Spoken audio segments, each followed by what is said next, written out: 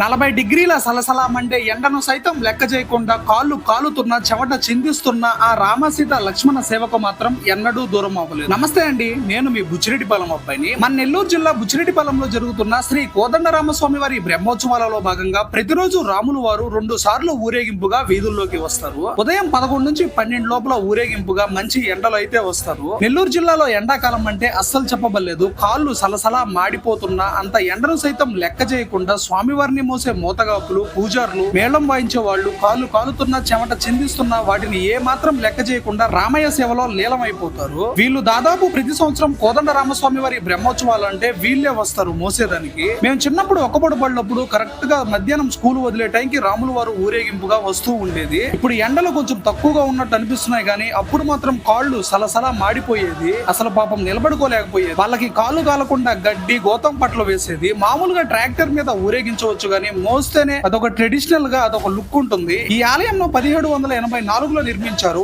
అప్పటి నుంచి శ్రీ కోదండరాముని బ్రహ్మోత్సవాలు అంచెలంచెలుగా ఎదుగుతూ ఈ భారీ స్థాయికి చేరుకున్నాయి. ఈ బ్రహ్మోత్సవాలు ఇంత అంగరంగ వైభవంగా పాతకాలం నాటి మోసే పద్ధతులు, బుచ్చిరెడ్డిపాలెం అంటే శ్రీరామనవమి బ్రహ్మోత్సవాలు గుర్తుకొచ్చే దాని వెనుక ఆలయ ధర్మకర్త దొడ్ల మురళీకృష్ణారెడ్డి గారు గట్టి సంకల్పంతోనే ఇంత వైభవంగా జరుగుతున్నాయి. ఎనీవే, ఆ రాముల వారిని ప్రతి సంవత్సరం ఎండను సైతం లెక్క చేయకుండా మోస్తున్న మోతగాపులకు, పూజారులకు, మేళం వాయించే వాళ్లకు మన ఐ లవ్ బుచ్చిరెడ్డిపాలెం పేజ్ తరపు నుంచి హ్యాట్స్ ఆఫ్ తెలియజేస్తూ ఈ రీల్ మీ ఫ్రెండ్స్ అండ్ ఫ్యామిలీ మెంబర్స్ కు షేర్ చేసేయండి. సైనింగ్ ఆఫ్, మీ ఐ లవ్ బుచ్చిరెడ్డిపాలెం.